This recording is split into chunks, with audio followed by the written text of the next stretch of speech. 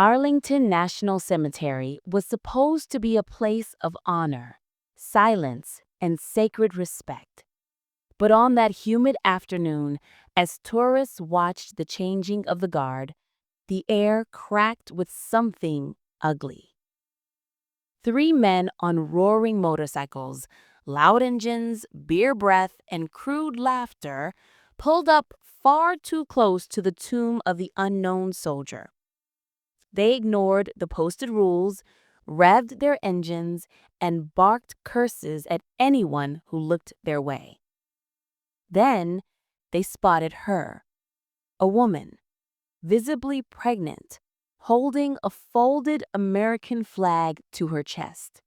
She was only 26, a widow for just 3 months. Her hands shook as she stood near Section 60, the resting place of many fallen soldiers.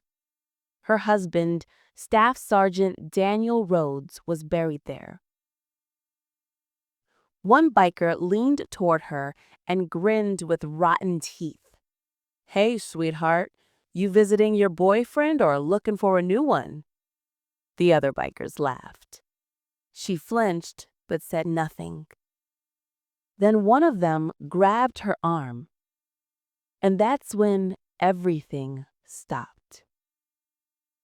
A sharp, commanding voice sliced through the grounds. "Stand down!" Everyone turned. A tomb guard was striding toward them, rifle locked at his shoulder, expression carved from stone. His name was Sergeant Michael Hale, and he never raised his voice until now. The bikers scoffed, but something in Hale's eyes made a few spectators step back. He moved with the stillness and precision of a man who lived by ritual, every step crisp, controlled, unwavering. "Remove your hands from the widow," Hale said, "or I will remove them for you." The grabbed biker snorted. "You gonna shoot me in front of everyone?" Hale didn't blink. "I don't need a rifle to deal with you." His tone was calm, too calm, the kind of calm that comes right before a storm. The widow swallowed hard, her voice trembled. I'm fine," she whispered. But her breathing told another story. "Ma'am," Hale said gently, his voice softening for the first time, "you're safe now." Then he turned to the bikers. "You are in a sacred place. A soldier rests here. Her husband.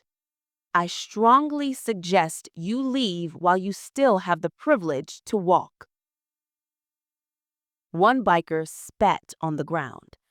"Man, we ain't scared of your little marching routine." Hale's jaw tightened.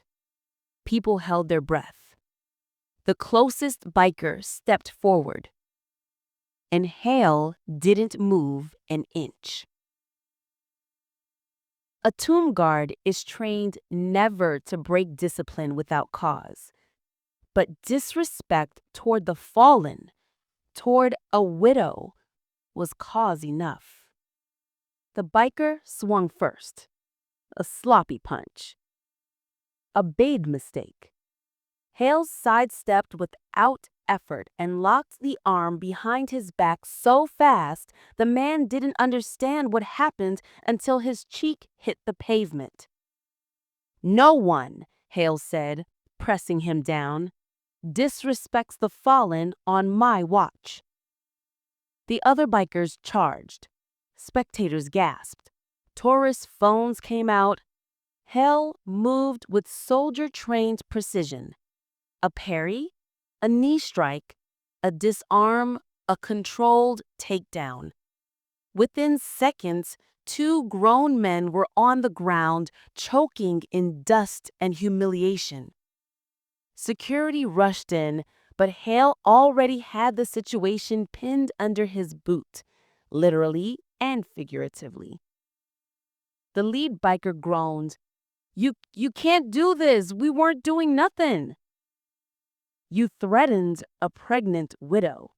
That's everything. As security detained the bikers, Hale walked back to the widow. She tried to hide her tears, but they fell anyway. Ma'am, Hale said softly, are you hurt? She shook her head. No, I didn't think anyone would stand up like that. Not for me.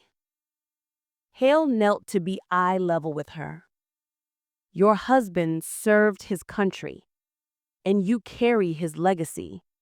You deserve respect. She clutched the folded American flag. This was Daniel's. Today's his birthday. I didn't want him to be alone. Hale's lips tightened. His own brother was buried at Arlington. This place was more than stone and grass. It was a promise.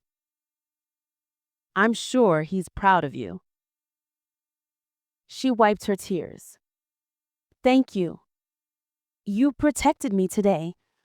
I didn't even know your name.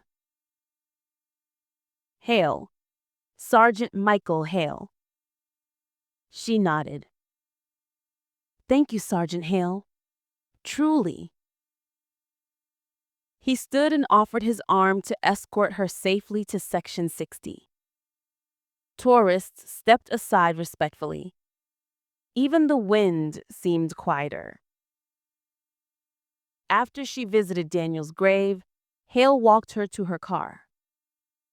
She hesitated before getting in.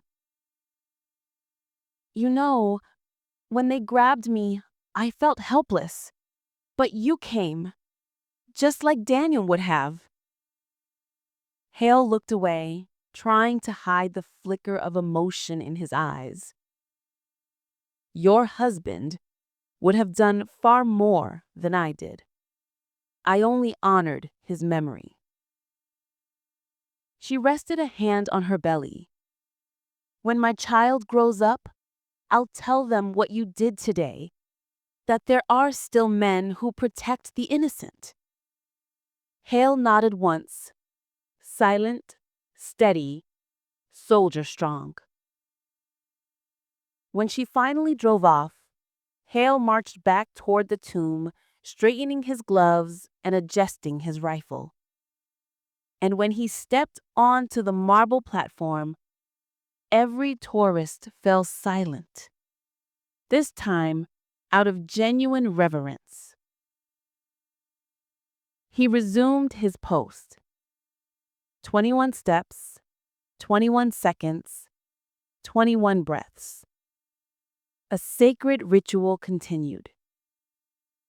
But everyone who witnessed the moment would remember. A tomb guard doesn't only protect the unknown. Sometimes he protects the living too.